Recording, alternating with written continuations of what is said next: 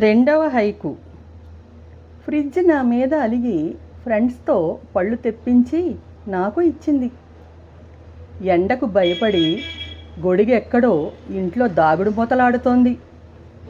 హనుమాన్ గుళ్ళో 108 కొబ్బరికాయల హనుమాన్ చాలీసా.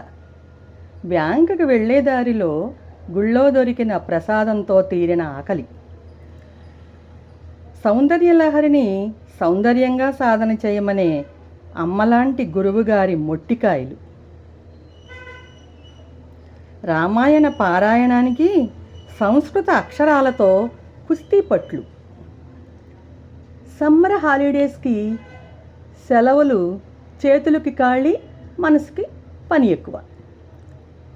ఫోన్కి వీడియోలతో వ్యూస్ ఎక్కువై కడుపు నొప్పి వచ్చినట్లుంది.